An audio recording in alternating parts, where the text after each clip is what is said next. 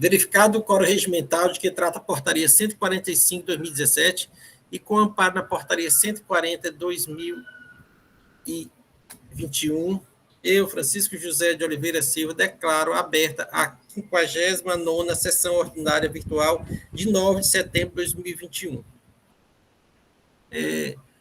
Inicialmente, informo que ontem, por motivo técnico, a Silvana não pôde concluir a ata da sessão anterior. A ata será disponibilizada na data de hoje para os senhores verificar se tem alguma correção a ser feita. Indago a secretária Silvana se temos resolução para disponibilização e assinatura. Senhor presidente, a conselheira Lineide enviou 2 despachos para a perícia dos processos 2774/2018, Panfarma, distribuidora de medicamentos, e processo 1255/2018, Votorantim Cimentos. Obrigado, Silvana. Obrigado, Elineide, pelo atendimento aqui às demandas da Câmara. Então, passando para a nossa ordem do dia. Hoje teremos 5 processos e todos com a participação do Dr. Carlos César Souza Cinta, que é advogado do contribuinte. Para ser 5 processos, os 2 primeiros, creio eu, vou perguntar aos senhores relatores, que possam ser relatados em conjunto. É o processo de relatoria do Dr. Wander Araújo e do Dr. Rafael Pereira. Trato da mesma matéria, o que muda é exercício. Não é isso, Dr. Wander e Dr. Rafael? Isso. Indago ao Dr. Carlos Cinta se tem... Eu confirmo. Wander, é sobre a conta de adiantamentos, né? Adiantamentos a clientes, isso. Perfeitamente, presidente. No meu entender, pode ser julgado juntos.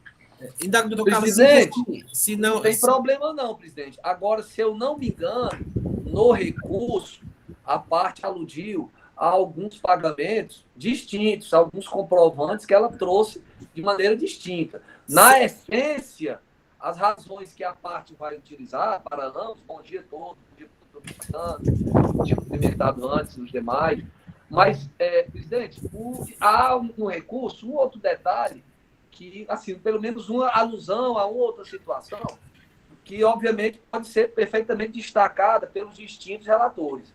Pronto, essa questão fática o relator vai ressaltar, doutor Cinta. Pode ressaltar. No recurso, também no recurso é uma passagem em que, se eu não me engano, a empresa busca evidenciar que, posteriormente, foi emitido documento relativamente àqueles adiantamentos. E acho que são alusões distintas, tá certo? Mas, na essência, são idênticos, de modo que, se a Câmara entender que é pertinente, não... além deles, existem outros 2, presidente, já vou adiantar, que são talvez os 2 últimos, que é simulação de operação de saída, que também, se eu não me engano, é 15 e 16. E aí, se for o caso, também talvez justifique esses 2 últimos julgarem em conjunto. Vamos estar aqui à disposição, presidente. Muito obrigado. Obrigado, doutor Cinta. Indago, doutor Biratã, se podemos fazer em conjunto, ou o doutor Biratã também, se não vê nenhum óbice dessa relatoria em conjunto. Sem problema, presidente. Faremos em conjunto e cada relator vai pontuar as características de cada processo, o doutor Cinta e o doutor Biratã. Então, vamos começar com o processo. Vou fazer a inversão aqui, começar com o doutor Rafael, tá certo? Aí o doutor Wander segue a relatoria. O primeiro processo é o processo de recurso 16314/2018, aí 2018-14675. Recorrente, Top Plast, Indústria e Comércio, Ireli, e recorrido, Seju. Relator, doutor Rafael Pereira de Souza. Para fazer a sustentação oral das razões recursais, doutor Carlos César Souza Cinta. E representante do Estado, doutor Biratã Ferreira de Andrade. E o processo seguinte, processo 16318/2018, aí 2018-14674, Top Plast, Indústria e Comércio, Ireli. Recorrente, Seju, doutor Wander Araújo Magalhães Uchoa, relatoria, e também segue o doutor Cinta como advogado da parte, e o doutor Biratã como procurador representando o Estado do Ceará. Com a relatoria, doutor Rafael e doutor Wander seguirá e fará as observações pertinentes ao processo que lhe cabe. Doutor Rafael, com a palavra. Senhor presidente, colegas conselheiros, servidora Cefaz Silvana, advogados presentes, um bom dia a todos. E esse caso que nos cabe aqui, deste contribuinte Top Plast, ele tem a conduta narrada no relato seguinte: omissão de receita identificada por meio de levantamento fiscal, financeiro, fiscal, contábil em operação ou operação tributada. Após análise de documentação fiscal e contábil, constatamos que a empresa em epígrafe deixou de comprovar, através de documentos contábeis, saldos e lançamentos de contas do passivo não circulante, apresentados no livro balanço e livro razão, caracterizando omissão de receitas, conforme informação complementar anexa. Esse auto-infração é do período de 1 de 2016 a 12 de 2016.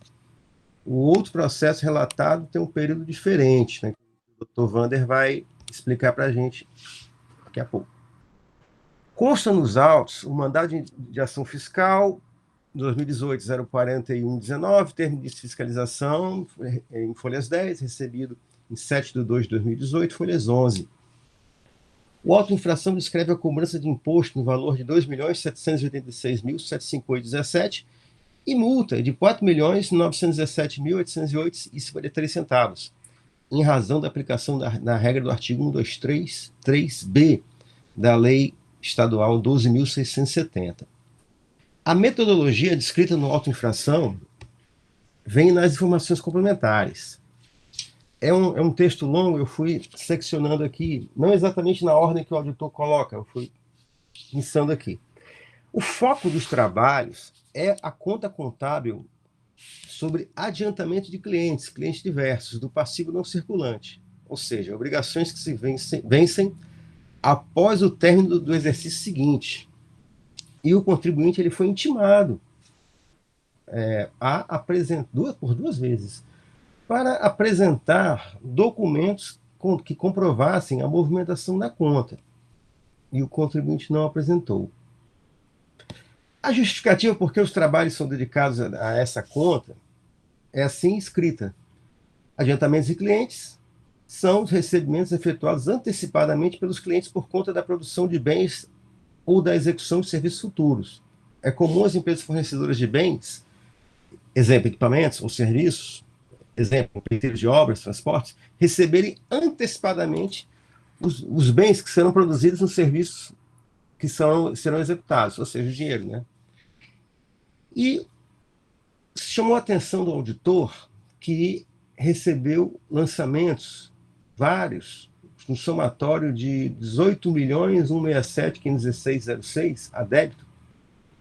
Isso foi a crédito, no valor de 18.167.516, e a débito 13.719.408, que não foram levados os saldos em conta, os saldos iniciais da conta.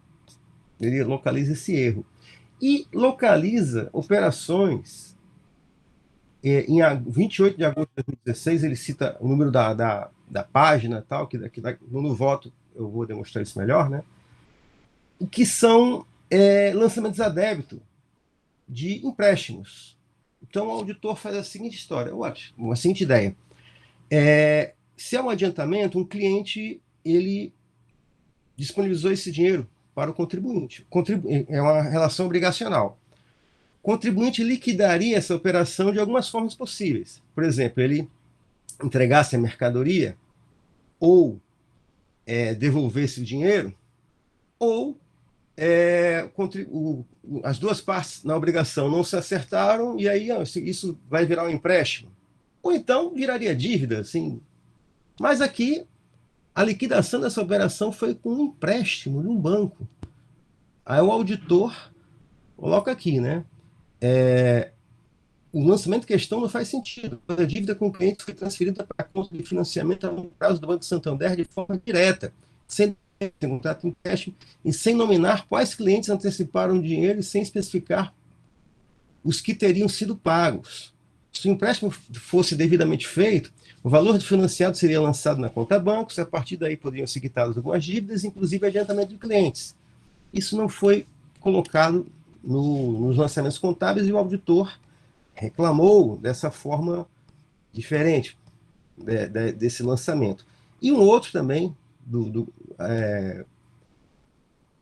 ocorreu em 31/12, e por essa falha que o auditor analisou, ele entendeu que havia um passivo fictício. E ele descreve aqui que haveria manutenção no passivo de obrigações cuja exigibilidade não seria comprovada. E então, o auditor classificou a situação no artigo 92, parágrafo 8º, inciso 2. O artigo 92 é um caput, é um texto imenso, mas vem direto no parágrafo 8º da seguinte forma: caracteriza-se a omissão de receita a ocorrência dos seguintes fatos: saldo do credor de caixa apresentado na escrituração ou na apuração fiscal após inclusão de operações não declaradas, assim como a manutenção no passivo de obrigações já pagas ou inexistentes. E, por essa questão, foi localizada a base de cálculo do valor de 16 milhões de reais, que foi exatamente o que restou após expurgar os lançamentos criticados nessa conta contábil de adiantamento a clientes. Eu vou ter que compartilhar aqui, presidente, eu tenho esse cacuete, mas eu vou ser brevíssimo sempre, só para ficar claro aqui o que foi que o nobre auditor entendeu aqui. De onde ele achou os 16 milhões? Lançamento de crédito na conta tal, cliente diverso, totalizaram 18 milhões. A contrapartida se deu na conta Bradesco. E o que interessa é isso aqui. A diferença de 16 milhões 392 representa a omissão de receitas, por não apresentar a devida documentação que comprovasse tais operações, bem como a existência de conta a pagar no passivo a longo prazo, caracterizando o passivo fictício. Então, o auditor, ele focalizou essa conta, esses lançamentos e... Deixa eu parar de compartilhar. Agora eu estou apanhando aqui do computador para a apresentação. Pronto. Voltando aqui para o meu Word. Muito bem. Prosseguindo aqui, achando...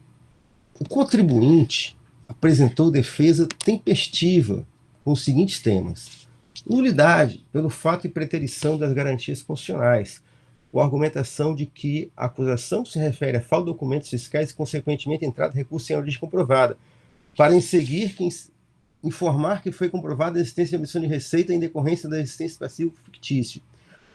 No presente caso, o levantamento fiscal deveria evidenciar, pela análise da conta financeira, conta caixa e equivalente de caixa, que os recursos gerados, registrados fiscal e contabilmente, não são suficientes para fazer frente aos custos e despesas efetivamente incorridos pela empresa. É uma argumentação de nulidade. No mérito, a impugnação descreve que a metodologia teria sido inconsistente, em razão de que, com efeito, deve-se compreender que a emissão de receita, no caso do passivo fictício, se verifica no período em que o sujeito passivo utilizou recursos para realizar os pagamentos que manteve em aberto na contabilidade. Não se pode confundir o critério material da descrição do fato, realizar pagamento, com a prova do fato, no caso, manter o registro na contabilidade. O elemento caracterizador da omissão é a realização do pagamento, e não a manutenção do registro contábil. É um dos argumentos de mérito que a defesa do professor Carlos Sintra vai explorar certamente bem, né? Mas o recurso, a impugnação descreve aqui uma parte interessante, que ele descreve. Importante salientar que na operação de adiantamento de cliente não há um fato gerador de ICMS, pois está sendo efetuado o adiantamento do numerário com o compromisso da futura entrega do bem. Portanto, o que está sendo registrado é uma obrigação e não uma venda, pois, se no prazo determinado não ocorrer a entrega, o cliente terá direito a receber de volta o valor adiantado. O pedido pode ser cancelado antes do faturamento, não gerando obrigação fiscal do ICMS. Não foram juntados documentos à impugnação. Em primeira instância, talvez no outro auto, né, o Dr. Wander vai explicar se foi juntado na impugnação ou não, né? Mas nesse aqui não. Foram juntados depois, que eu vou chegar lá. Em primeira instância, o auto de infração foi julgado procedente, folhas 52 e 56, destacando que houve uma descrição da conduta de forma precisa e com a metodologia prevista no artigo 92, parágrafo 8º, inciso 2, da Lei 12.670. O contribuinte vem aos autos, apresenta recurso ordinário com semelhantes argumentos lançados na impugnação. Esse recurso está em folha 60, 67, e ainda adicionando os temas de necessidade de retorno dos autos à instância anterior para emissão de novo julgamento, pois, em razão de falta de apreciação dos argumentos colocados na impugnação, especialmente porque, aspas, é praxe o adiantamento de clientes classificados no passivo não circulante, com a emissão de notas fiscais em exercício posterior. Pois é, exercício posterior, né? E aí o contribuinte narra eventos de adiantamentos realizados no exercício 2016, cuja liquidação ocorreu nos exercícios posteriores. E aí ele lista no anexo do recurso, que está nos termos complementares aqui. Aquela impressão ela está com um defeito, mas no recurso ele bota... vou ter que compartilhar aqui, presidente, mais uma vez, tá? Para deixar claro isso aqui.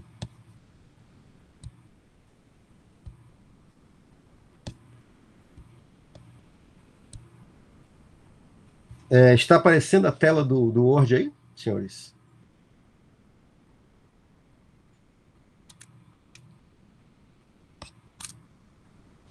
Está aparecendo a tela do Word? Tá. Acho que sim. Então, isso aqui dentro do recurso, tem essa tabelinha que tá visão ruim, mas tem um anexo nos termos complementares, só que na hora de configurar o anexo para ser colocado, ele está... Quando você faz aquela impressão que aparece só algumas colunas e outras colunas ficam no final, né? Então é melhor olhar por aqui. Uma operação de adiantamento de 2016 que foi liquidada aqui em 2018. Né? Então ele narra essa situação. Deixa eu parar de compartilhar aqui.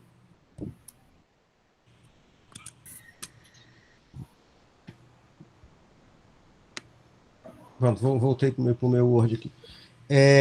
Processo é encaminhado à célula de assessoria processual tributária, que emite o parecer 67 de 2021, manifestando-se pelo conhecimento do recurso ordinário, negativo de provimento e confirmando a procedência do lançamento em primeira instância, por várias razões, né? E que serão faladas pela doutora Procuradoria. O interessante é que o parecerista descreve que não foram juntados os extratos bancários, comprovando a entrada do numerário, sem respaldo documental, nenhum lançamento contábil possui validade, e que, quanto à alegação de que a operação de adiantamento de clientes não constitui fato gerador do ICMS, assiste razão à empresa autuada, contudo, não foi esse o motivo da autuação. Ela é fundamentada na presunção de omissão de receita, e configura, por sua vez, a segunda presunção de omissão de receita decorrente no caso de venda de mercadoria sem nota fiscal. Este é o relatório, senhor presidente, colegas conselheiros, e estou aqui à disposição para esclarecer algum ponto adicional que apareça, ou então que eu não tenha sido completo na minha fala. Muito obrigado, senhor presidente. Obrigado, doutor Rafael. Doutor Wanda, com relação ao processo de sua relatoria, o senhor vai destacar? Bom dia, senhor presidente, bom dia, senhores conselheiros, bom dia, doutor Biratã, bom dia, senhora Silvana, bom dia, doutor Carlos Sintra. É um prazer estar aqui convosco novamente. O nosso processo realmente guarda bastante semelhança com o do doutor Rafael. Eu vou fazer apenas algumas observações em relação à nossa autuação. O nosso período aqui, a descrição do relato da infração é igual. O nosso período aqui, ao contrário do doutor Rafael, é do ano de 2015, exercício de janeiro a dezembro de 2015. Os mandados de ação fiscal e os termos de intimação também são os mesmos. E no nosso auto de infração, a cobrança do imposto é no valor de R$ 937.785,98 e multa de R$ 1.654.916,44. Aplicação da mesma penalidade do processo anterior. A metodologia também descrita nas informações complementares é bastante semelhante ao do doutor Rafael, e eu vou fazer aqui apenas algumas observações quanto ao nosso processo. Que o agente autuante fez nas informações complementares. Vamos lá. O contribuinte em questão é uma indústria, né, no KNAI de fabricação de artefatos e material plástico. Ele, no ano de 2015, a conta de adiantamento de clientes recebeu lançamentos a crédito no valor de R$ 5.616.388 e a débito no valor de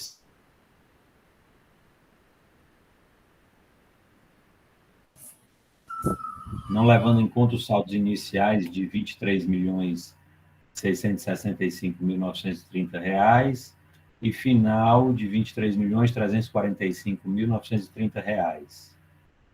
Então, houve um saldo credor no final do ano de R$ 5.516.388 em operações não comprovadas pelo contribuinte. Aí aqui uma observação, que no dia 31 de dezembro de 2015 foi efetuado um lançamento a débito na conta de clientes diversos, no valor de R$ 5.836.388,15, e a crédito na conta de resultado do exercício. Esse lançamento pode ser verificado nas páginas 1013 e 1413 do livro Razão. O lançamento em questão, afirma o agente autuante, não faz sentido, pois a conta de adiantamento de clientes é uma conta de passivo e não uma conta de resultado. Adiantamento de clientes são os recebimentos efetuados antecipadamente pelos clientes por conta da produção de bens ou da execução de serviços futuros. Tal lançamento serviu apenas para reduzir de forma indevida o saldo da conta do passivo em questão.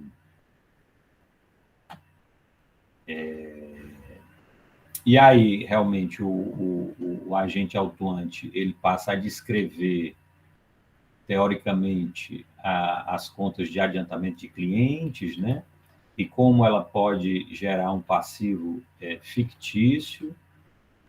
E, ao final, ele entende pela caracterização da manutenção de passivo, cuja exigibilidade não restou comprovada, portanto, a infração do artigo 92 no parágrafo 8º, conforme já lido pelo conselheiro Rafael. Isso é mais... Pois bem, e conclui que, feitas estas observações, em que o contribuinte efetuou diversos lançamentos a débito na conta do Banco do Brasil e a crédito na conta de adiantamentos de clientes, e não comprovou tais operações, mesmo sendo intimado e havendo tempo suficiente para que forem apresentadas as devidas justificativas e documentação comprovatória. Lavrou-se, então, presente auto-infração por omissão de receita.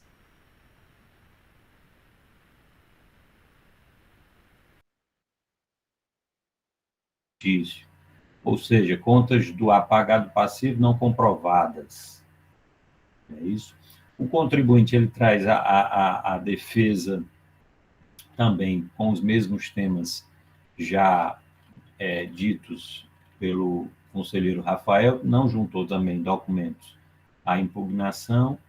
Na primeira instância foi julgado procedente, o contribuinte apresentou recurso ordinário, adicionou os mesmos temas já falados pelo conselheiro Rafael, e aqui eu creio que o doutor Carlos Cinta tenha feito a observação, porque aqui no nosso, os lançamentos que ele fez referência, é que, a título de exemplo, ele colocou uma conciliação de 2 adiantamentos realizados e as respectivas notas fiscais emitidas em exercício posterior, né? Então, desse modo, entende a parte que os autuantes deveriam ter feito seria comparar o saldo da conta de adiantamentos de clientes existente na data do balanço com as duplicatas representativas deste saldo, tendo em vista que, pela análise da data da liquidação, poderiam verificar a ocorrência ou não de passivo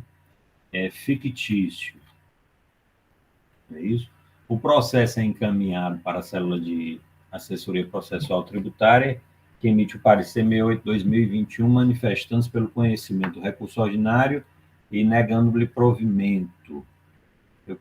Também as razões alegadas são as mesmas constantes do parecer que o doutor Rafael já leu. E é este o relato, senhor presidente. Obrigado, doutor Wander. Seguindo a ordem aqui do processo, com a palavra do doutor Biratã.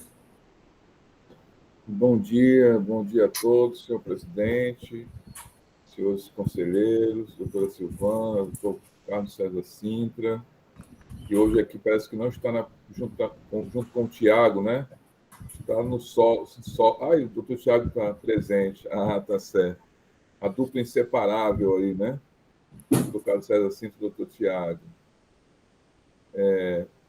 Pois bem, então vamos aqui eu vou logo direto aqui na fundamentação do parecer, porque assim, são muitas questões aí trazidas pela defesa, né, na sua impugnação e recurso, e o parecerista que a gente conhece bem aqui, o Dr. Sidney, que é um expert na parte contábil, inclusive o Dr. Sidney ele foi fazer direito posteriormente, até eu o estimulei.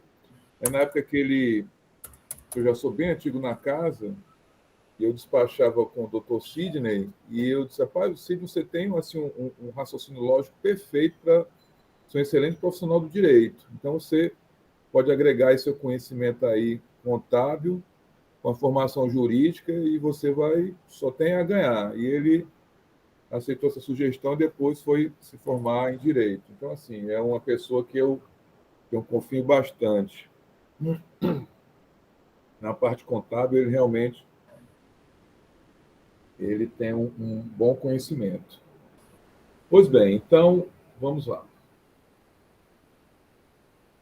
Como bem destacado aí pelos dignos relatores, discute-se no processo a exigência do CMS multa em face da acusação de omissão de receitas, fundamentada no fato de que a empresa autuada não comprovou, durante a ação fiscal, a existência das obrigações a pagar na conta adiantamento de clientes diversos, o que, então, teria configurado um passivo fictício. Então, a acusação ela tem amparo no artigo 92, parágrafo 8º, inciso 2, da Lei 12.670, ou seja, a manutenção no passivo de obrigações já pagas ou inexistentes, o que, então, levaria a uma presunção de omissão de receitas. E aí o parecer explica aqui o que se entende por passivo fictício, né? Que é a manutenção no passivo de obrigações já pagas ou inexistentes na contabilidade da empresa. E esse artifício contábil é utilizado porque a empresa não possui saldo de caixa eficiente em sua contabilidade para fazer abaixo da obrigação no momento em que ela foi liquidada. Assim, para evitar que a conta caixa apresente saldo credor, a empresa cria um passivo fictício, registrando entradas de caixa inexistente ou mantendo pendente registro de obrigações que já foram pagas, fazendo baixo em momento posterior, quando o caixa contábil apresentar saldo suficiente para cobrir. E ele vai explicando ainda tudo, como é que funciona, então, esse tipo de omissão. Então, nesse caso, essa presunção de omissão de receita ela ocorre, baseado no passivo fictício, ocorre justamente quando a empresa não consegue comprovar, e aí é que está justamente a questão que se coloca, justamente essa comprovação, né? Não consegue comprovar, por meio de documento hábil, a existência da obrigação a pagar, registrada em sua contabilidade. E ainda o parecer indica que é uma presunção, logicamente presunção jurisdição, que pode ser desfeita mediante prova contrária. E a gente vai, mais adiante, verificar que, na verdade, a empresa ela não conseguiu desconstituir, então, essa presunção apurada pelo auditor fiscal. Mais adiante, destaca que essa análise fiscal foi desenvolvida em cima do registro efetuado na conta de adiantamento de clientes diversos, de passivo não circulante, constante na contabilidade da empresa no decorrer desse 2016, Aí vai explicar ainda o que significa a conta adiantamento a clientes, que é uma... inclusive, isso aí foi até explicado aí pelos relatores, principalmente o doutor Rafael, quando ele fez o seu relato, né? Ele destacou e o que seria. Então, vou até suprimir essa parte aqui. E aí, só destacando a diferença aqui do passivo circulante e o passivo não circulante. Foi destacado aqui pelo assessor que o passivo circulante é quando a obrigação de entregar os bens ou serviços foi exigível até o término do exercício seguinte. E o passivo não circulante, quando a obrigação de entregar os bens ou serviços foi exigível após o término do exercício seguinte, conforme determinação do artigo 180 da Lei 6.404/76. No caso em tela, como bem observou o agente fiscal nas informações complementares ao auto, a classificação dos adiantamentos a clientes no passivo não circulante, isto é, com vencimento após o exercício seguinte, que foi o que a empresa, então, fez, não tem sentido, né? Não tem o menor sentido. Por quê? E aí, o aspecto aqui destacado é que a empresa, eu não sei se o auditor destacou esse aspecto exatamente, mas o parecer destaca, é que a empresa trabalha com produtos plásticos, como bacia, balde, cadeira e outros produtos que comumente não demandam muito tempo para serem fabricados. De modo que a classificação da aludida conta no passivo não circulante demonstra um lançamento atípico. Então, assim, não é comum, né? Não é assim razoável, não realmente é algo atípico, como bem destacou o parecer. A autuada, ela alega em seu recurso que a classificação da conta de adiantamento de clientes no passivo não circulante deve ser acatada e que não há qualquer infringência legal nesse procedimento. Só aqui, sob o ponto de vista legal, aqui não pode ser atacado esse lançamento aqui nessa conta adiantamento de clientes passivo não circulante. E é importante destacar o enfoque que dá o parecer, quando ele destaca o seguinte, que, na verdade, a questão a ser analisada não é exatamente esta, até porque há nos autos informações sobre a data do vencimento das referidas obrigações.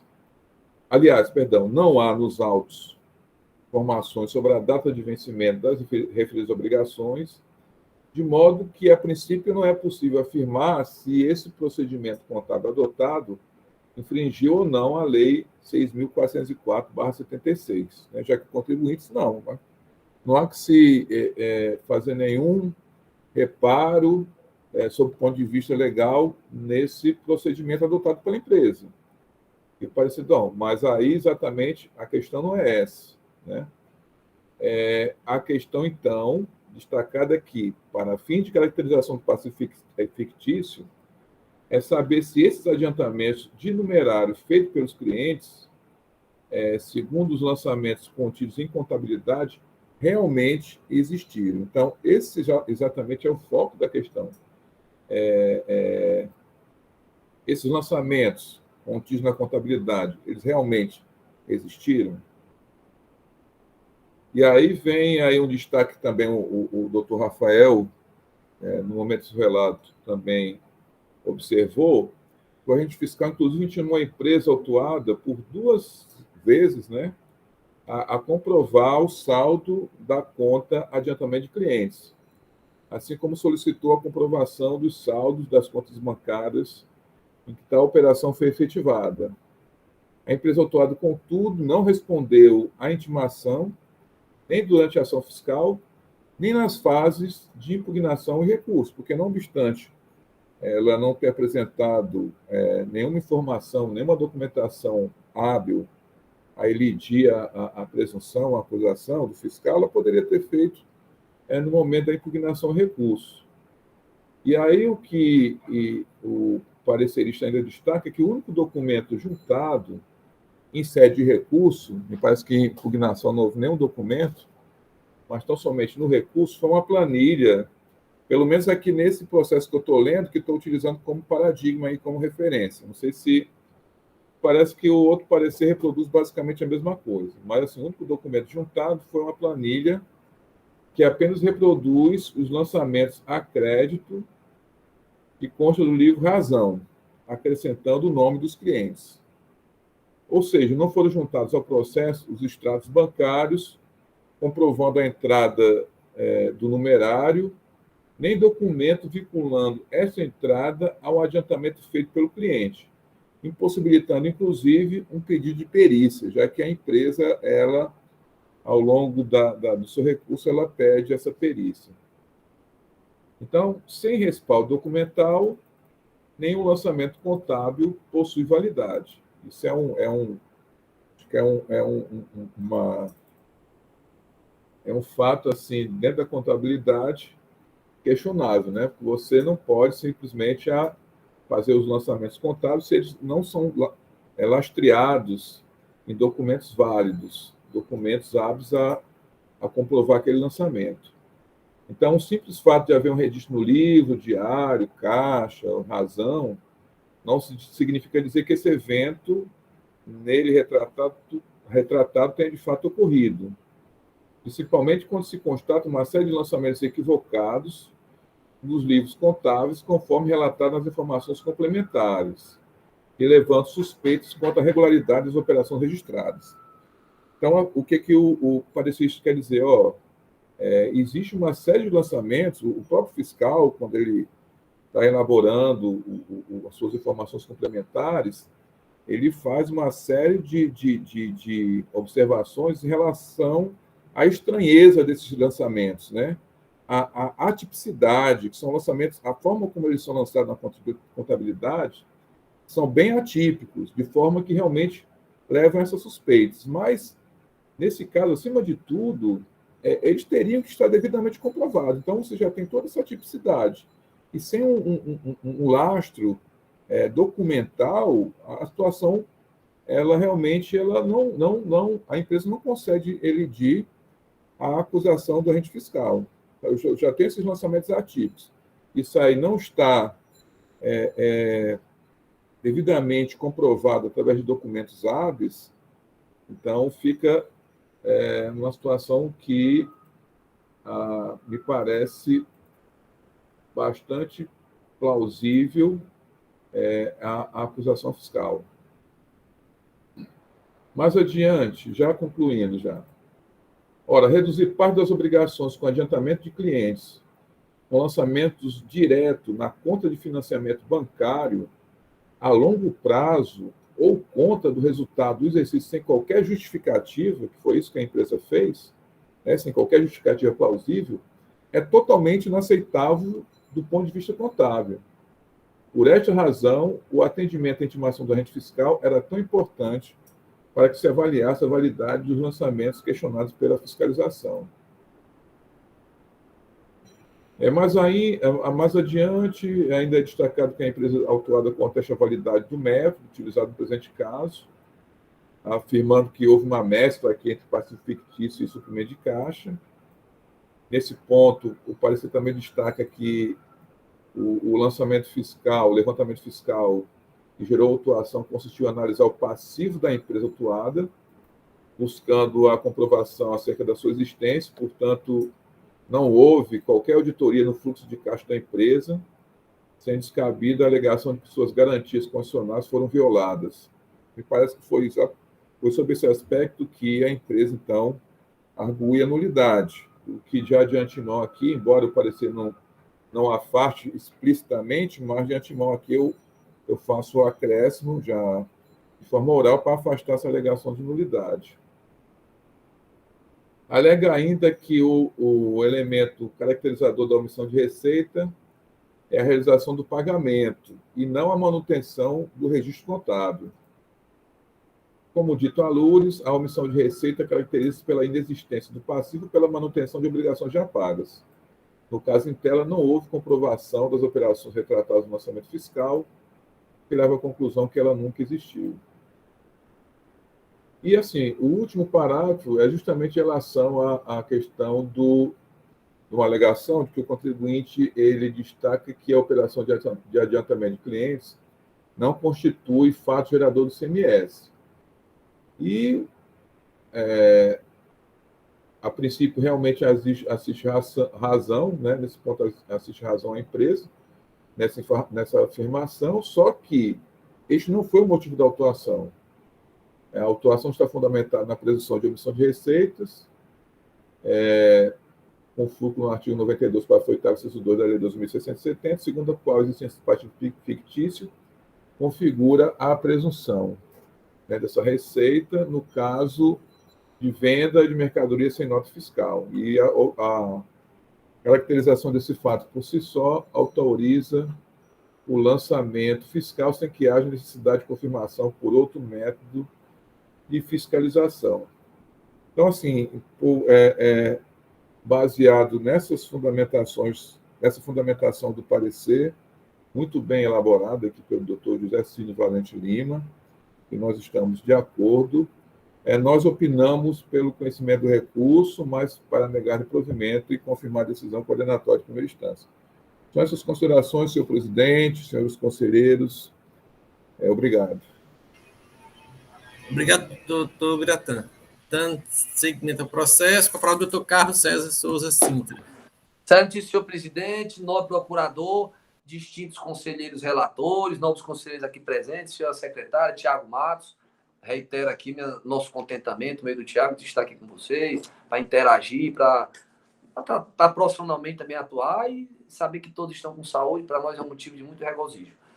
Presidente, as duas situações, como foram muito bem destacadas pelos ilustres relatores e pelo novo procurador, estão associadas a uma acusação amparada em uma presunção.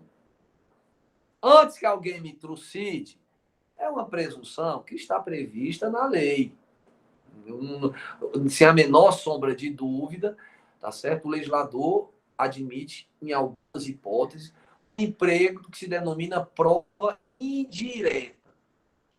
Nesse caso aqui, especificamente com relação ao adiantamento de cliente, tal como muito bem colocou o distinto Sidney, aí eu faço minhas palavras do doutor Biratã, de quem também é um colega da Secretaria da Fazenda do mais alto nível, como conselheiro, como consultor, enfim.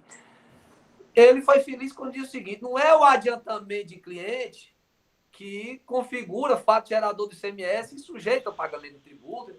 Na verdade, o que se apura aqui é uma eventual prática não coincidente com a realidade e que mascara e que me faz, por ilação, chegar a uma conclusão. Então, à medida que eu mantenho na minha contabilidade um passivo fictício, isso me autoriza, por ilação, que de modo presumido eu imagine que o contribuinte manteve na contabilidade registros que não seriam compatíveis com aquilo que a documentação, com aquilo que ocorreu no período fiscalizado revela. Isso ele teria feito precisamente para mascarar a realização de operações relativas à circulação de mercadoria sem emissão de documento fiscal. Então, a ratio da prova indireta é essa. Na prova indireta, eu não provo A, eu provo B, e aí, como eu demonstro que houve B, eu, a partir daí, por método de inferencial, eu me permito afirmar que aconteceu A. Muito bem. No presente caso, desde o primeiro instante, a empresa, e aí, com o senso de responsabilidade que a gente sempre usa, a gente evidencia o que a empresa disponibiliza. A empresa afirma que, verdadeiramente, no ramo dela, ela recebe determinados valores a título de adiantamento e, posteriormente, emite os respectivos documentos fiscais que associados àqueles valores. Detalhe, se ele entrega tudo, se ele não entrega, se ele tem dívida com... Essa é uma situação que nós não adentramos a essa realidade intestina do contribuinte. A notícia, doutor Biratã, doutor Wander, doutor Rafael e demais conselheiros presentes, que nos foi encaminhada foi a seguinte: nós verdadeiramente recebemos valores a título de adiantamento e o auditor não se dispôs a examinar a documentação emitida a posteriori, revelando que nós pegamos determinados produtos coincidentes com aquilo com os valores que nós antecipadamente recebemos. E ambos os processos, obviamente que nós solicitamos e dissemos, olha, é interessante que vocês procedam separem e disponibilizem essa documentação para que reste evidenciada aos conselheiros, ao órgão de julgamento, tá certo? A existência dessas operações que geraram documentos fiscais e cuja origem remonta àquilo que o autuante acusa como ter havido um adiantamento ele que, segundo o autuante, não corresponderia à realidade. Eu reitero, o adiantamento per si não é a infração. A infração é o que presumiu o agente, é que esses adiantamentos não teriam as correspectivas entregas. E a empresa, tá certo? Ainda que ilustrativamente, exemplificativamente, nos disponibilizou os dados que nós inserimos. E aqui, antes que alguém também já censure, até por ter já tanto participado de sessões, a nossa solicitação aos nossos clientes sempre é no sentido de que eles disponibilize o máximo de informações para que, com base nesse máximo, o órgão, de fato, sinta-se absolutamente à vontade para determinar a realização de um levantamento pericial para confirmar ou não se aquilo que a parte está alegando encontra respaldo documental, respaldo no mundo fenomênico. Nós solicitamos. O que a parte nos disponibilizou foram as informações lançadas tanto no recurso do processo cujo relator é o distinto doutor Rafael, como no recurso cuja relatoria cabe ao ilustre doutor Wander. E segundo o contador da empresa, ele dispunha de documentos que ratificam não somente aquilo que ali está de maneira ilustrativa, mas que as demais diferenças, segundo ele, estariam suportadas pela emissão de notas fiscais que estariam atreladas a esse adiantamento de determinados. Então, meus amigos, a partir dessa notícia é que nós entendemos que, minimamente, o que o contencioso deveria fazer, e aqui a gente já adianta a possibilidade, somente com essas informações, não há condições de os senhores decidirem pela improcedência. A metodologia, o auditor ter examinado em conjunto outras informações, o auditor poderia ter feito uma sinalização junto aos clientes para averiguar se de fato houve adiantamento, ou não adiantamento. Sempre nós entendemos que, por se tratar de uma presunção, essa presunção, e aí eu tinha até separado aqui uma outra manifestação até da Receita Federal, Thiago, acho que não sei se não, acho que não está aqui não.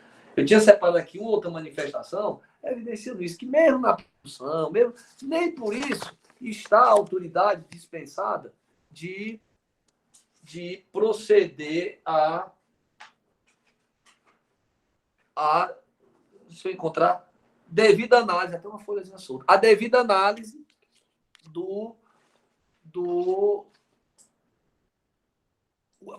dispensada de produzir prova evidenciando, ratificando aquilo que é apontado com base em uma presunção legal. Certo? Até eu separei algumas manifestações da Receita.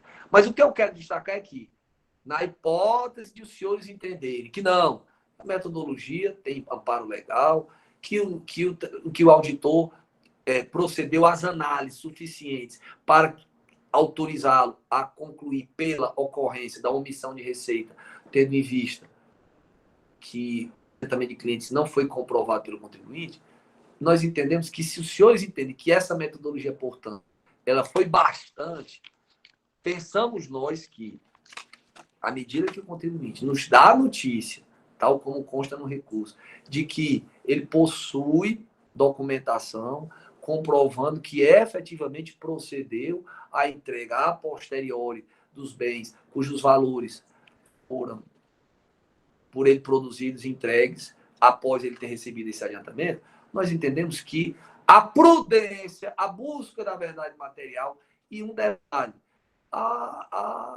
até para dar qualidade ao trabalho do auditor, nós entendemos que a realização de uma perícia e ou diligência é recomendável até para evitar uma eventual alegação, em outro momento, de cerceamento de direito de defesa, de obstáculo à produção de argumentos dirigidos a refutar a acusação. Então, senhor presidente, e detalhe, tem um outro processo, inclusive, que se percebe a necessidade. Vai ter um outro processo que vai ser julgado, acho que em seguida, cujo parecer, inclusive, é pela improcedência, que guarda alguma aproximação e que o autuante deixou de atentar para um detalhe, levando em conta a realidade macro da empresa. A empresa até depois juntou os comprovantes, evidenciando a inexistência de qualquer passivo fictício, enfim. Diante disso, senhor presidente, nós entendemos que, para ambos os processos, a gente vai ratificar o pedido formulado no recurso, tá certo? Que é o pedido de improcedência com base no que a empresa nos informa. Nós temos consciência que essa decisão per si, aqueles que entenderem que a metodologia foi apropriada e que as provas carreadas apontam, autorizam admitir a ocorrência da omissão com base numa presunção. Quando a gente examina, por sua vez, inúmeros julgados do contencioso sobre passivo fictício, tenho aqui alguns, não vou consumir tempo lendo, mas eu trouxe aqui alguns, muito mais para destacar, que muitos deles, obviamente, que eu tenho um senso de responsabilidade, e aí ninguém pode estar utilizando o mesmo critério, muitas vezes a questão fática guarda ali uma outra nuance, mas em muitos deles me chamou a atenção o fato de eles, até mais de uma vez, terem sido proferidos após a realização de perícia, para examinar o conjunto de documentos, achei aqui, o conjunto de documentos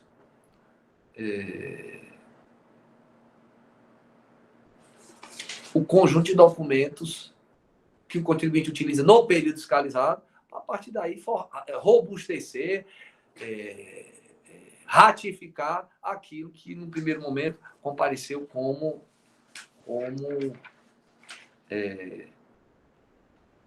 uma mera presunção autorizada pelo legislador.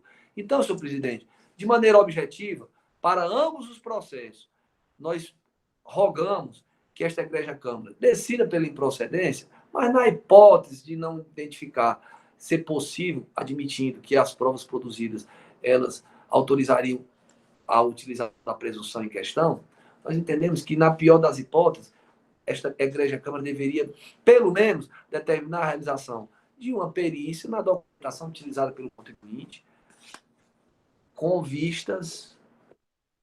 Doutor Jô, desculpe, senhor, que me ligaram aqui, com vistas a ratificar, após a realização da perícia, que esse adiantamento de clientes é legítimo, houve o adiantamento, tá certo? E que o contribuinte oportunamente procedeu a...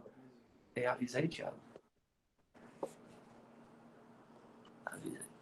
E que, perdão, pessoal, que está me ligando aqui, e que o contribuinte efetivamente emitiu nota fiscal relativamente àqueles valores que foram contabilizados, ainda que a técnica contábil não seja melhor, não tenha sido melhor, ainda que tenha havido algum equívoco, mas isso não descredencia caso a empresa, e a gente espera que na perícia ela logre êxito em demonstrar que aqueles adiantamentos correspondem a determinadas operações de venda que ela só entregou tempos depois. Senhor presidente, são as nossas razões. Vamos aguardar a manifestação da egressa segunda Câmara de Julgamento. Se por ocasião dos debates surgir aí uma outra questão que justifique aí um esclarecimento pontual, antecipadamente a gente pede essa oportunidade. Muito obrigado. Vamos aguardar, portanto, a manifestação da Egrégia Segunda Câmara de Julgamento. Obrigado, presidente.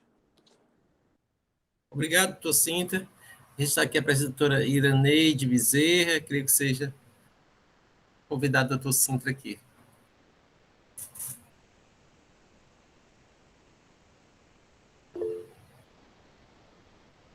Exatamente, presidente. É a aluna lá do doutor a Iraneide, é a aluna nossa lá. Eu agradeço, tá certo? Depois eu pego os dados com ela para colocar na ata. Obrigado, presidente. Obrigado. Senhores, após a relatoria, manifestação da PGE e do doutor Sintra, o processo está em discussão. O doutor Rafael já se antecipou, já pediu para falar. Com a palavra, doutor Rafael. Senhor presidente, eu vou pensar aqui vou seccionar o pensamento primeiro com a questão da nulidade, tá? Aí depois eu vou tratando das outras temas de mérito. Eu vejo que as informações complementares do auto foram dedicadas a listar as condutas, né? E a metodologia pôs em dúvida sobre o modo que os lançamentos redutores da conta de adiantamentos foram feitos, né? Que a redução desse estoque grande de valores de adiantamento recebidos foi quitado com menção a empréstimos bancários, ao invés do modo que seria normal, que seria o fornecimento da mercadoria, ou a devolução do valor, ou mesmo a reclassificação do valor como mútuo, né? E que há uma narrativa precisa dos fatos, de forma que, sobre esses fatos, o autuado teve conhecimento deles e conseguiu se defender, né? Eu cheguei até a procurar no livro Razão esses lançamentos, né? Fui lá nas folhas 1185 e vi que existiam, né? 1181, 1188. Então, quanto à questão da nulidade, eu estou vendo que não seria caso, né? Porque a nulidade há, claro, preterimento do direito de defesa, ou então impedimento do agente. Impedimento do agente não se fala. E eu não vejo aqui preterimento do direito de defesa. Não sei, para esse caso aqui, eu localizei os eventos, né, no CD anexo. Quanto ao mérito, presidente, pela vossa técnica aqui, a gente debate sobre a nulidade ou eu já vou adiante para o mérito? Como o senhor prefere? Doutor Rafael, discorra sobre todo o tema posto aí, preliminar e nulidade. Quanto ao mérito, eu observei uma coisa, que o extenso artigo 92 não descreve a noção imediata, chapada assim, de que, uma vez localizada a falha contábil, há fato gerador de ICMS. Não é bem assim. Ele descreve que há um indício relevante que deve ser levado em conta. Ou seja, descreve que há um fato que deve ser cruzado com demais elementos de informação sobre a circulação da mercadoria. Até porque vários temas ali postos têm vinculação direta com falhas no reconhecimento de receita. Receita é um tema bem vinculado aos temas próprios dos tributos PIS e COFINS, cujo fato gerador é realmente a receita, e indiretamente ao IRPJ-CSLL, cujo fato gerador é um resultado, só que quando é IRPJ-CSLL na modalidade de lucro presumido, acaba sendo a receita, propriamente, né? E a receita é uma conta enorme do resultado. E no RIR 2018, que é o decreto que regulamenta, está lá no artigo 293, um texto bem parecido com esse artigo 92 da Lei Estadual do Ceará. E essa redação existe desde a década de 70, no decreto 1598/77, que diz lá, caracteriza, artigo 293, caracteriza-se como omissão no registro de receita, ressalvado ao contribuinte a prova da improcedência da presunção, ocorrência das seguintes hipóteses. Primeiro, indicação de escrituração de saldo credor de caixa, falta de escrituração de pagamentos efetuados ou manutenção no passivo de obrigações já pagas ou cuja exigibilidade não seja comprovada. Esse item terceiro aqui é bem parecido com o nosso inciso 2, parágrafo 8º, artigo 92 da Lei Estadual. O que eu quero dizer com isso? São condutas que induzem diretamente aos tributos com receita e indiretamente quanto ao ICMS. Por esse contexto, tem que não se trata de imediatamente assumir que o valor desconforme dos lançamentos da conta contábil, o próprio Dr. Sintra disse que a técnica contábil não foi a melhor, né? E realmente não foi. A gente tem que ter isso como um fato claro, o lançamento não foi correto. Mas essa desconformidade, ao tempo em que claramente prejudica a tributação sobre receita, quanto à circulação de mercadoria, isso gera algumas dúvidas. Até porque o objeto social dessa empresa está lá nos termos formais aqui. Foi aqui. Página 23, o arquivo termos formais, cujo final é 194788-1. Contrato social. A sociedade tem por objeto a industrialização e comercialização de produtos e artefatos plásticos, bem como compra e venda de resíduos sólidos em materiais granulados, virgem recuperados, e serviços de moagem, extrusão e injeção de termoplásticos. Então, a gente tem aqui uma atividade que é compra e venda, mas também tem serviços, né? Já cria um problema aqui, né? Esse adiantamento foi todo de venda? Foi a parte de serviços? Eu não sei. E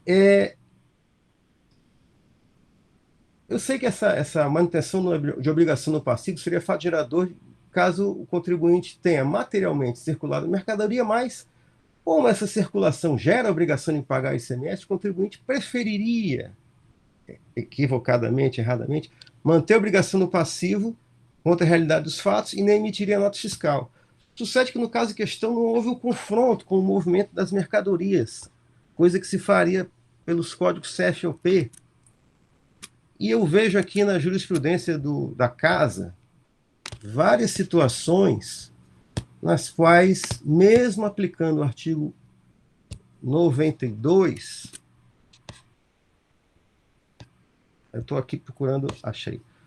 Mesmo aplicando o artigo 92, tem que ter um cuidado de bater alguma ideia com a circulação de mercadoria, coisa que a gente não viu aqui. Eu achei aqui algumas resoluções, estou aqui tentando, estou apanhando aqui, tentando botar na tela, mostrar todas as janelas.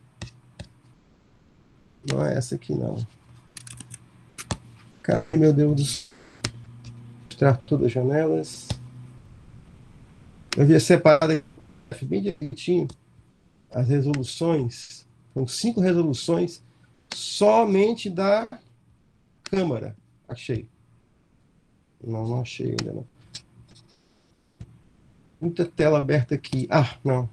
Então, presidente, eu vou ter que parar aqui, que eu não estou tendo habilidade em achar aqui a tela que eu botei. Daqui a pouco eu entro aqui com a colocação. Mas eu localizei aqui resoluções, 4 resoluções da Casa, em que mesmo dando pela procedência do auto-infração com base no artigo 92, se localizava a circunstância do batimento com a... Achei, não. Vou voltar a compartilhar aqui. Permitir. Pronto. Está aparecendo aí a minha tela? Essa resolução aqui, 160, já nessa composição, relatora da doutora Elineide, apuração de mercadorias por meio do DRM, usando o artigo 92. Lá pelas tantas, está aqui, né? O ilícito tributário foi detectado por meio da DRM, que confronta a receita líquida com o custo da mercadoria vendida. Ou seja, e como o valor líquido de saída de mercadorias foi inferior ao seu custo. Ou seja, o auditor, na técnica dele, usando outro inciso, eu sei que aqui é o quarto, mas ele procurou os dados das circulações de mercadoria. Outro aqui, doutor Leilson, Ortobon, interessante esse caso, né? Ingressos numerários do caixa em conta corrente versus notas fiscais emitidas. Era uma circunstância em que o franqueado era uma circunstância interessante em que, para a debitada franqueada importâncias relativas a aluguéis, condomínios, fundos de promoção, isso deveria constar da nota fiscal de fornecimento, mas não foi. Então, foi verificada a nota, dentro daquele grupo de notas, faltou isso, né? Outra resolução aqui, agora acho que é de outra Câmara, quarta Câmara, né? A velha omissão de TEF, agora aqui, informações ANTT. Houve uma busca de informações de frete aqui. Outro caso aqui, Vander, né? Aqui foi a subavaliação de estoque. Mas, como é que se descobriu isso? Com base nas notas fiscais de entrada e saída configurado confrontado com os inventários. Ou seja, se buscou, no meio da circulação de mercadoria, um outro elemento para juntar com a informação contábil, né? As outras não. Então, senhor presidente, eu vou parar aqui a minha falação, já falei demais, mas eu vejo que é pela improcedência, né? Até a parte falou aqui da perícia, mas eu não entendi muito bem ratificar o adiantamento para que os fatos do adiantamento, mas eu não entendi muito bem assim, o que seria materialmente a perícia sugerida pela parte, né? Eu peguei aqui a jurisprudência da casa e vejo que o auto foi muito bom para identificar um problema de receita, né? Quem sabe aqui já decaiu, mas mereceria até uma representação para a Receita Federal para ela ver esses fatos, porque realmente está muito estranho no âmbito dos tributos sobre receita. ICMS faltou uma análise mais aprofundada, e aí eu vejo que o caminho aqui seria a improcedência. Muito obrigado, senhor presidente. Obrigado, doutor Rafael. Seguindo aqui, doutor Leilson pediu, depois doutor Wander. Acabou o doutor Leilson, em seguida doutor Wander. Quem desejar manifestar-se, se inscreva para seguir aqui na fila. Doutor Leilson, com a palavra. Presidente, assim, as minhas primeiras palavras eram no sentido de fazer alusão ao que o doutor Carlos Cinta falou no que diz respeito à disponibilidade das informações trazidas pela empresa à defesa. Então, assim, não há que se fazer nenhuma correção à atitude da defendente, da defesa aqui perpetrada pelos advogados. Eles trouxeram arrazoados jurídicos consistentes com aquelas informações que a eles foram dadas, tá? Então, não há que se fazer nenhuma correção, assim, com relação à conduta dos advogados. Eu vejo que, dentro daquilo que eles tinham de informações, eles produziram determinadas contraditas à autuação de uma forma bem concatenada. O que eu quero chamar a atenção é que, na verdade, essas informações elas não foram dadas de forma suficiente à defesa, porque elas seriam insuficientes ou inconsistentes. Por que inconsistentes? Eu vi aqui verdadeiros absurdos contábeis. Talvez a doutora Jusileide depois tenha mais propriedade para falar em relação a isso.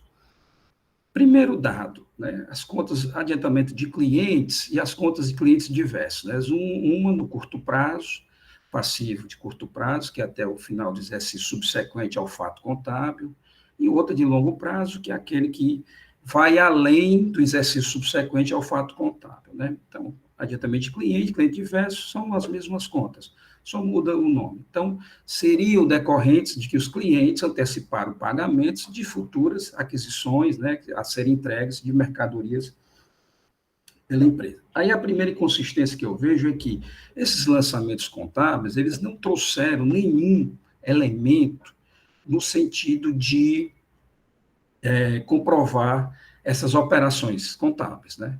Foi requisitado extratos bancários, bancos conta movimento, né? Por que isso? Porque se eu recebi um dinheiro para eu entregar futuramente uma mercadoria, a gente tem até regrado, e o doutor Rafael, é regrado, vendas para entrega futura, e isso está na nossa legislação do ICMS, vendas para entrega futura. E aí o contribuinte antecipa o pagamento do bem, da mercadoria, e só recebe lá a posterior. Então, já está o primeiro vínculo aqui com a mercadoria, né? Vendas para entrega futura, que está na nossa legislação. Mas, voltando, continuando o assunto, é que, ao receber esse dinheiro foi para o caixa, eu fui lá para bancos contra movimento. Então, deveria trazer esses extratos bancários para dar suporte a esse lançamento contábil. Foi intimada para tanto. Não o fez. Bom, passando por cima disso, o que aconteceu logo depois? Em determinado momento, a empresa substituiu essa dívida que ela tinha para com os clientes dela por uma dívida para com os bancos. Porque do lançamento contábil se percebe no razão que essa conta, adiantamento de clientes diversos, que são contas credoras, contas contábeis credoras, o contribuinte foi lá, debitou essas contas, zerou esse passivo que tinha com esses clientes, né, para entrega futura, e lançou a crédito no passivo referente a bancos. Ou seja, era como se eu estou transformando uma dívida que eu tenho para com clientes em uma dívida para com o sistema financeiro, com bancos. Aí você tem a seguinte coisa: você não tem os contratos de empréstimos que derem suporte a esse lançamento contábil também, né? Não tem esse contrato de empréstimo. Além disso, se eu transformei minha dívida que eu tinha para com meus clientes em uma dívida de longo prazo, ou seja, eu recebi dinheiro, é para eu devolver o dinheiro aos clientes. Eu não tenho mais dívida com os clientes. Se eu transformo uma dívida que eu tenho para com meus clientes para com o sistema financeiro, é porque eu não vou entregar essas mercadorias. Vou receber o dinheiro dos bancos, vou dizer, olha, está aqui, senhores clientes, eu não vou entregar essas mercadorias por algum motivo, não vai dar certo, vou fechar a empresa, não sei o que é, tal, e vou devolver o seu dinheiro. Você transformou uma dívida com clientes em dívida de banco, só tem uma justificativa, era para devolver o dinheiro. Se não foi devolvido esse dinheiro, você não tem nem nada, você não tem nenhum elemento que diga isso, né? Aí, terceiro, o pior que eu vi, que eu achei, assim, dos maiores absurdos jurídicos contábeis que eu vi, assim, analisando contabilidade de empresas, é de que você pegou essas dívidas que você tem para com cliente, para com o sistema financeiro, ou seja, de contas patrimoniais, e você azerou, você creditou o passivo, debitou o passivo e se creditou numa conta de resultado. Você transformou a dívida numa receita.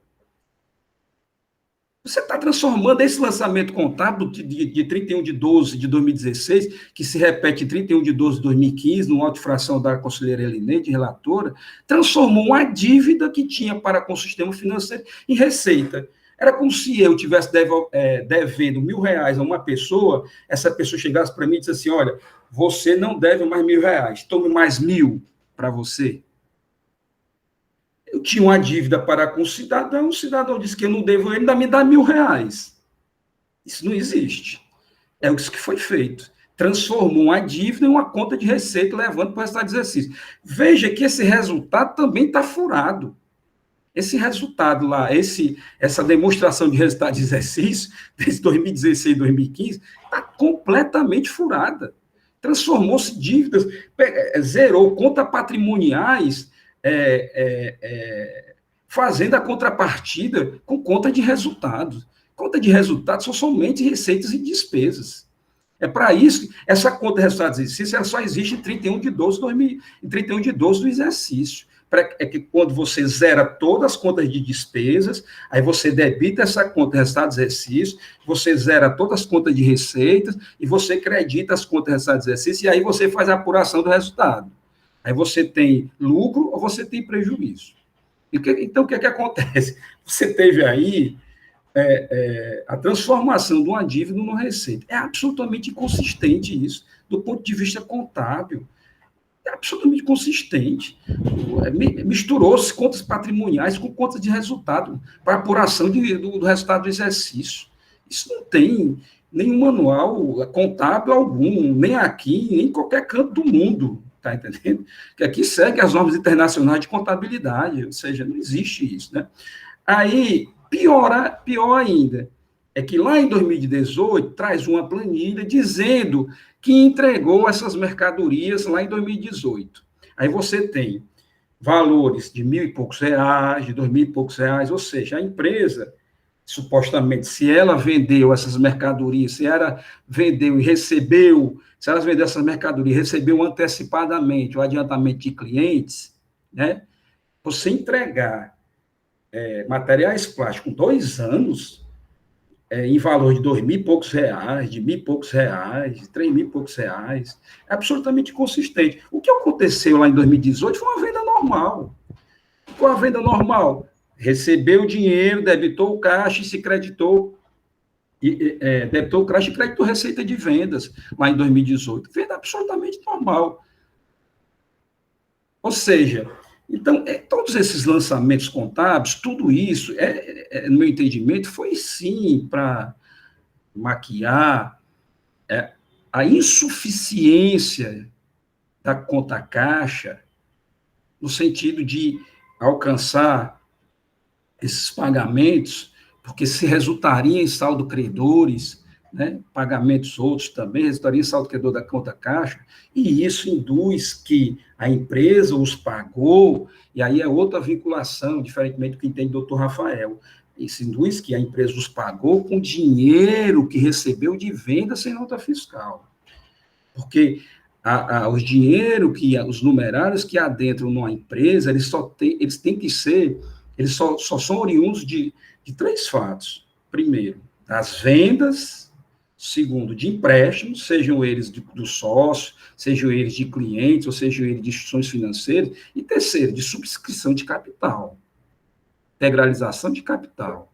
Se não tem esses 3 fatos, significa dizer que a empresa recebeu dinheiro oriunda das suas operações e não teria como não emitiu notas fiscais, portanto, essa não emissão de notas fiscais, ela não poderia fazer essa contabilização. E aí, se utilizar, também não poderia, quando fez os pagamentos devidos às suas operações, também não poderia contabilizar, porque senão ia dar o estouro do caixa. É para isso que existe essa presunção.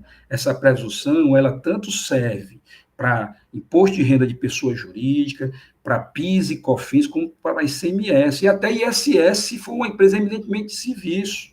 E por que é assim? Porque eles decorrem de faturamento, de vendas, de mercadorias ou de serviços, os quais eles não foram emitidos documentos fiscais. Bem assim que essa é a legislação que existe entre todos os estados, e eu vou compartilhar aqui essa omissão de receita, porque o doutor Rafael tinha falado, porque o exemplo da doutora Elineide foi contra mercadorias, o doutor Leius foi a insuficiência das notas fiscais, elas foram emitidas não pelo valor total que deveria ter tido. Isso são formas, é por isso que no artigo 92, parágrafo 8º, delineia várias formas de vendas, de presunções de vendas de mercadorias sem notas fiscais. Eu vou tentar compartilhar com os senhores aqui alguma dessas legislações de outros estados. Nem se trata aqui da questão da Receita Federal, está se tratando aqui de outros estados, para que os senhores tenham a ideia de como essa legislação, como isso tudo é legislado nos estados. No compartilhamento aqui, doutora Lineide, é em uma janela, a tela inteira, uma guia. Oi? Coloque tela inteira, que aí o senhor Pronto. transita melhor. Eu vou botar aqui numa tela inteira. Aí o senhor vai para o documento, a gente visualiza, o senhor não consegue visualizar a gente. Compartilhar, deixa eu ver aqui, compartilhar. Mas ele não compartilha, ele está compartilhando só a tela.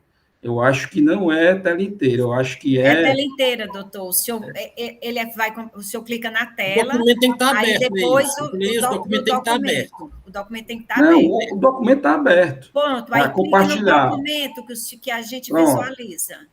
Mas primeiro comece pelo procedimento. Vocês estão visualizando aí já? Estamos. Bom, eu vou até aumentar aqui para demonstrar como os estados tratam essa questão e depois eu vou tentar trazer as decisões, que eu já mostrei esses dados lá na Câmara Superior. Mas vocês verificam aqui, ó, pelo sumário, não sei se está dando para... Tá. Decisão administrativa judiciais em matéria de auditoria contábil. Esfera administrativa, relacionadas à conta de caixa, saldo credor, a conta de caixa, suprimento de caixa, a conta de caixa não contabilizada de entrada de mercadorias, a conta de caixa não compatibilização de pagamentos, a infrações relacionadas à conta fornecedores, outros credores, passivo fictício, que é o caso. Eu cliquei aqui, deixa eu ir mais lá na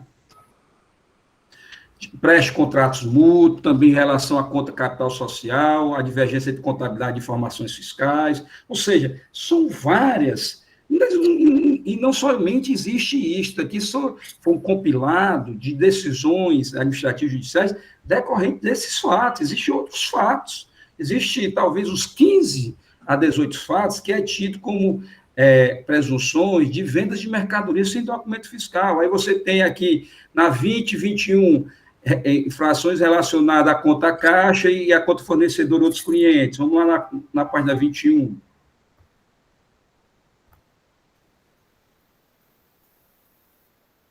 Eu não sei nem qual é a página que eu estou, porque ele não tem a numeração da página, né? Estava vendo aqui. O senhor está na 13, 14... Eu não consigo ver a página. Mas eu estou visualizando. 18, desça mais duas. 19, 20, pronto, agora. 21. Vou tirar a conta caixa, que não foi um levantamento, foi né? Suprimento. Não é o suprimento também, isso aí é passivo fictício. De unidade de suficiência de prova, impossibilidade de reexame, fornecedores ou outros credores. São Paulo, se o contribuinte não prova que o valor das mercadorias de que ele está por pagar, conclui-se que já as pagou. Circunstância é suficiente para gerar a presunção de que o numerário adveio de receita tributável omitida, ou seja, venda sem nota fiscal. Isso aqui foi o TIT lá do Estado de São Paulo, né? Deixa eu ver agora aqui, eu vou parar de compartilhar. Eu vou tentar agora compartilhar com os senhores a questão da legislação contábil nos estados. Bom, eu vou compartilhar agora a legislação contábil. Interromper, compartilhamento. Vou de novo lá. Tela inteira. O senhor estava compartilhando, aí parou. Agora eu vou... Pronto. Compartilhar.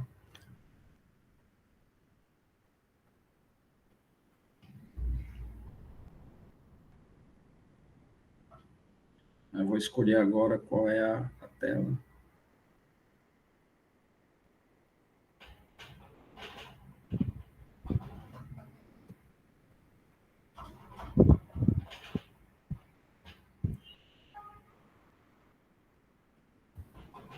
Não sei se já... Estava passando, doutor Leilson, mas o senhor tirou. Pronto, voltou. Bom, aí você vê toda essa legislação de todos os estados em relação a essas matérias, tá? Aí aqui você tem os dispositivos de cada legislação, você tem Estado de Paraíba, Rio Grande do Sul, aí dos municípios também, né, Goiânia, Natal, aí você tem ainda Estado do Piauí, Estado de Santa Catarina, Estado de Goiás, Bahia, Paraíba de novo, aí você, Mato Grosso, Rio de Janeiro, Rio Grande do Norte, Rio Grande do Sul, Santa Catarina, Mato Grosso do Sul, Estado do Rio Grande do Norte, Estado do Acre. Então, aqui, todos esses estados, na verdade, são 23 estados que já possuem essas previsões de omissões de receita com relação aos aspectos contábeis e ao ICMS. E, né, as decisões nesse sentido. Então, presidente, eu estou apenas passando aqui para os senhores para dizer que, assim, essa vinculação, embora eu respeito o entendimento do doutor Rafael, mas todos esses estados, essa legislação, e até de decisões no âmbito judicial, inclusive tem um até no âmbito penal, no STJ, que eu não sei onde é que ela está aqui, que o contribuinte estava sendo processado e foi condenado em primeira instância por venda de mercadoria sem nota fiscal no auto de infração de ICMS por uma presunção de omissão de receita que estava tipificado na própria sua legislação. E o STJ referendou a condenação do Tribunal de Justiça local daquele estado. Então, veja, aqui você vai ter todo esse arcabouço legislativo no sentido de fazer essa vinculação dessas presunções com as omissões de ICMS. É claro que essas presunções, elas são jurisditantes, comportam comprovação em contrário. Por isso que eu comecei dizendo que as informações trazidas para a defesa foram insuficientes, e a defesa trabalhou com o que ela tinha de fornecer, que foram fornecidos pelo né, sua representada. Ou seja, é de que, presidente, nesse caso, eu acho que foi muito bem delineado, acho que foi muito bem comprovado, trouxe todos os elementos necessários de como se deve fazer para esse caso de passivo fictício, de omissão de receita, no sentido de comprovação daquela infração. Então, presidente, é nesse sentido que eu já, de certa forma, depois que eu estudei essas matérias ontem à noite, inclusive eu tenho até outro entendimento em relação ao auto da doutora Elineide, mas em relação a esses dois autos de infração, não há como não se imputar o caráter de procedente na autuação.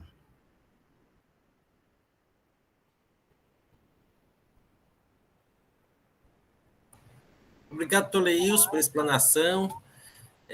Sou pessoa que tem uma paciência, que realmente a matéria é bem eu esqueci de dizer, presidente, elogiar o parecer do doutor Cid, né? Foi muito, eu diria que foi diligente, porque não foi extensivo e foi direto aos pontos fundamentais para a decisão da lite. Obrigado, doutor Leilson. Seguindo aqui os inscritos, o doutor Wander, depois o doutor Rafael, que pediram a palavra. Doutor Wander primeiro, aí depois volta o doutor Rafael.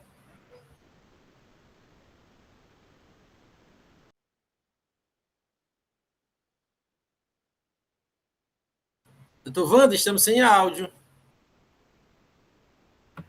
Perdão.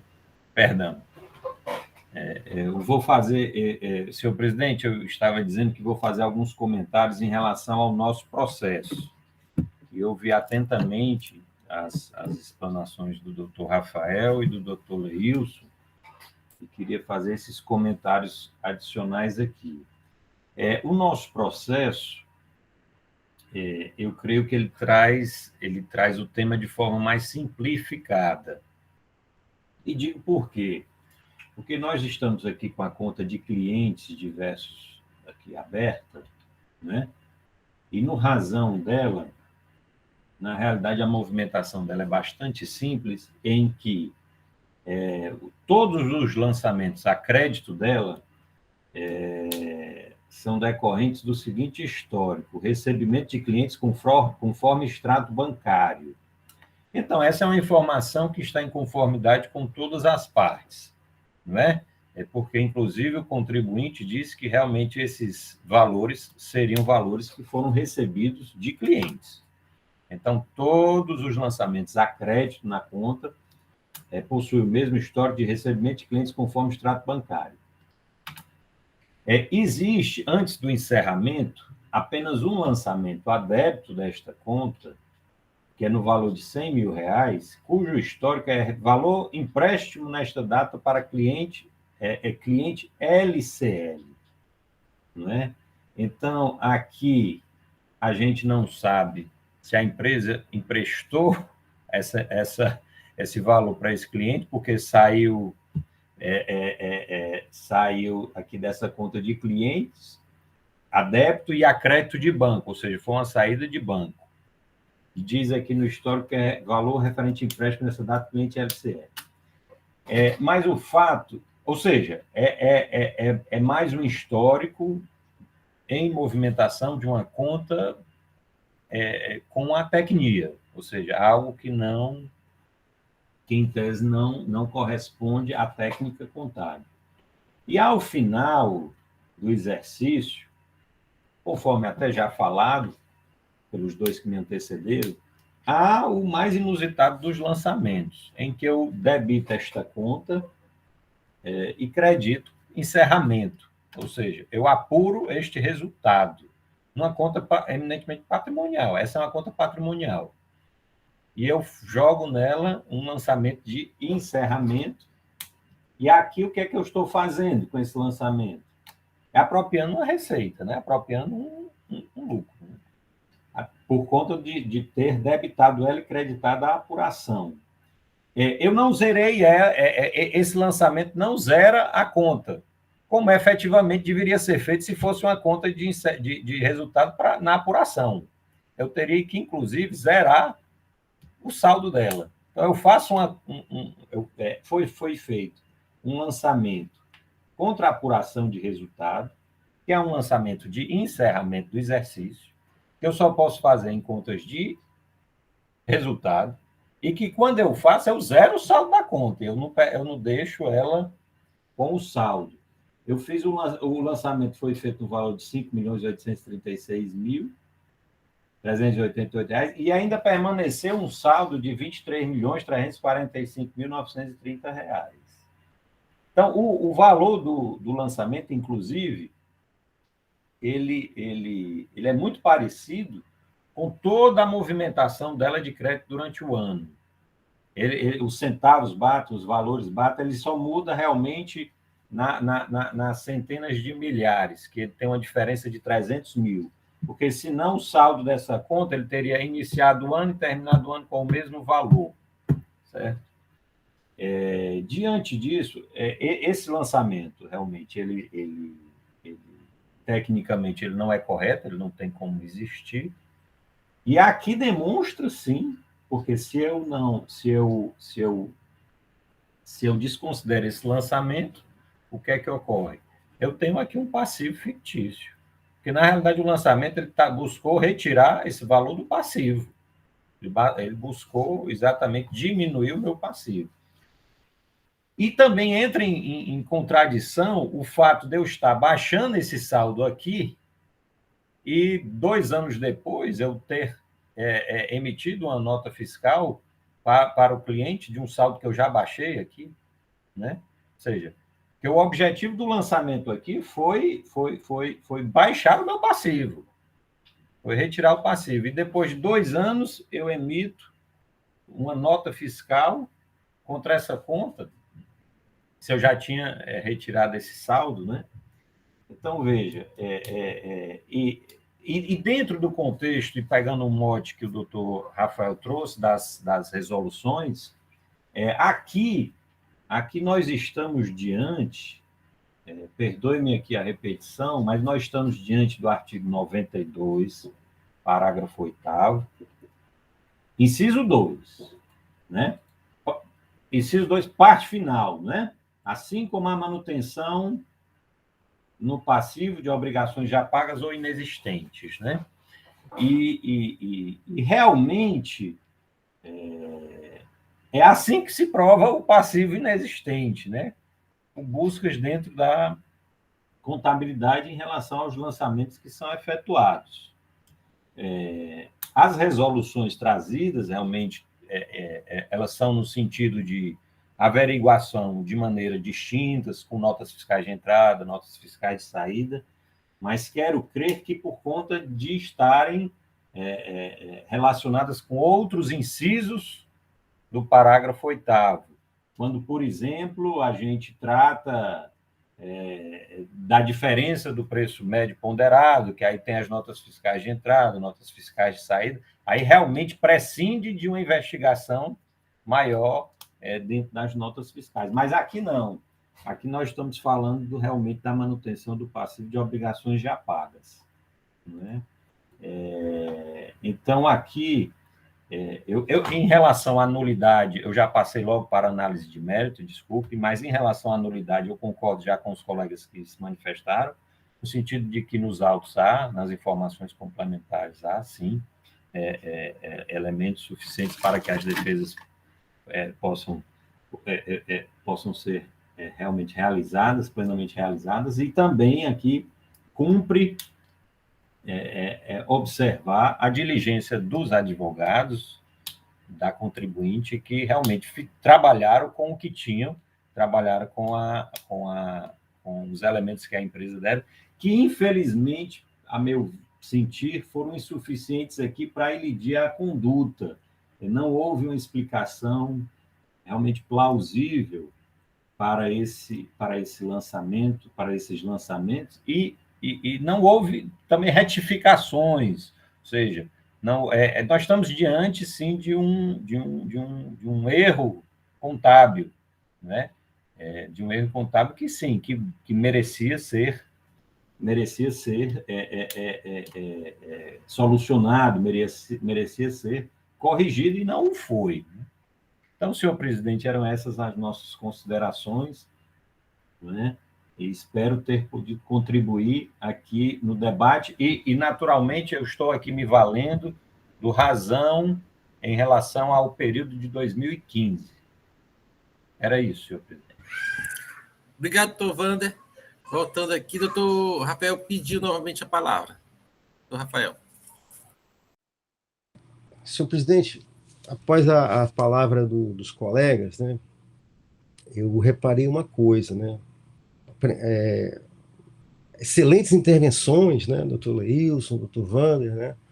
Realmente, como é que uma operação que já foi baixada agora foi feita depois, né? Foi liquidada, teve uma nota 2, 3 anos de algo que já estava baixado, né? Há uma grande impropriedade aqui. Mas eu vejo também, tem o CFOP para isso, né? Eu fico pensando, a gente tem na tabela do CFOP, o CFOP 5116, venda de produção estabelecimento originada de venda para encomenda para entrega futura, classificam nesse código as vendas de produtos industrializados ou produzidos pelo estabelecimento, cujo faturamento tenha sido classificado no CFOP 5922. Eu vou botar aqui no chat do grupo aqui, porque eu acredito que isso devia ter sido visto, né? Já que é um adiantamento de clientes, esse dinheiro poderia ter sido batido com os ingressos nesse CFOP 5116. E como esse dinheiro e como é que deveria ter saído isso, né? Deveria ter saído nessa outra nota aqui, do 5922. Lançamento efetuado a simples faturamento decorrente de entrega futura. E esse batimento não foi feito no auto-infração. Então, do que volta aquela minha argumentação. Estamos diante de uma grave falha contábil, é verdade, mas no âmbito do ICMS, o sistema do ICMS, tem meios para fazer uma vinculação mínima, e isso não foi feito. Então, eu mantenho aquela minha ideia com essas ponderações, que nem no lançamento você foi feito movimentação do CFOP. Isso. Só isso, presidente. Já estou consumindo muito tempo da turma aqui. Obrigado. Obrigado, doutor Rafael. Senhores, o processo está em debate. Os senhores já estão aptos a votar para ambos os processos? Eu vou colocar em votação. Inicialmente, eu vou começar pelo doutor Rafael e doutor Wander com relação às preliminares e nulidades, que é erro na metodologia e pretensão de direito de defesa. Doutor Rafael, com essas nulidades, como voto? Senhor presidente, eu afasto essas nulidades. Ok? Doutor Wander, como vota essas nulidades? Senhor presidente, sigo o conselheiro Rafael no processo dele e no meu voto da mesma forma. Agora, o doutor Rafael está começando, eu vou seguir a ordem do doutor Rafael. Doutor Henrique Gereissati, como vota? Doutor Franzé, sou eu que vim para doutor Henrique, não. Doutora Elineide, como vota? Eu afasto as nulidades suscitadas, senhor presidente. Doutor Henrique? Acompanho os relatores, senhor presidente. Doutor Leilson? Com os relatores. E doutora Jusileide? Com os relatores, senhor presidente. Então, afastada as nulidades suscitadas. Com relação a pedido de perícia. Senhor presidente, eu não acolho, em razão do artigo 97.1, pedido genérico. Da Lei 15.614, 97.1, pedido genérico. Doutor Wander? Senhor presidente, eu afasto o pedido de perícia do nosso processo. Doutora Elineide? Com os relatores. Doutor Henrique? Acompanho os relatores, senhor presidente. Doutor Leilson? Sem áudio, doutor Com os Leilson. relatores, presidente. Pronto, agora vamos à questão de mérito. O mérito, eu vou votar em separado cada um. Senhor presidente, faltou o meu voto. Perdão, como a senhora vota? Com os relatores, senhor presidente. Perdão. No debate, percebi que vai haver uma dissidência com essa volta. Eu voto em separado os processos no mérito, certo? Para não ter, depois definir quem vai ser, se houver um voto dissidente vencedor. Então, Rafael, no mérito, como vota seu processo? Eu voto pela improcedência do lançamento, senhor presidente, pelas razões colocadas. Doutora Elineide, como vota? Senhor presidente, eu abro a divergência, votando pela procedência, pelas razões aqui já expostas, e de acordo com o parecer da Procuradoria-Geral do Estado. Doutor Henrique, como vota? Presidente, após a aula que a gente teve hoje nessa sessão, né, eu acompanho o voto divergente. Doutor Leilson, como vota? Com a divergência, presidente. Doutor Wander, como vota? Senhor presidente, pedindo vênia ao ilustre relator, eu vou me acostar ao primeiro voto divergente, pela procedência da autuação. E doutora Jusileide, como vota? Como bem falou o doutor Henrique, tivemos uma excelente explanação aqui sobre questões contábeis e, diante do que foi exposto, eu voto com o primeiro voto divergente. Então, a segunda Câmara, por votação unânime, julga procedente o presente à infração. Não, presidente, por maioria. Por maioria, julga procedente o presente à infração, ficando designado a conselheira Elineide para lavrar a resolução, tendo em vista ter proferido o primeiro voto divergente e vencedor. Esta decisão para o primeiro processo. Com relação ao processo, doutor Wander, iniciando a votação. Senhor presidente, eu voto por conhecer do recurso ordinário, negar-lhe provimento e manter a decisão de procedência da autuação. É como voto. Doutora Jusileide? Com o relator, senhor presidente. Doutor Rafael? Em razão da particularidade suscitada pelo relator, é diferente do meu caso. Eu sigo o relator. Doutora Elineide? Com o relator, senhor presidente. Doutor Henrique? Acompanho o relator, senhor presidente. E doutor Leilson?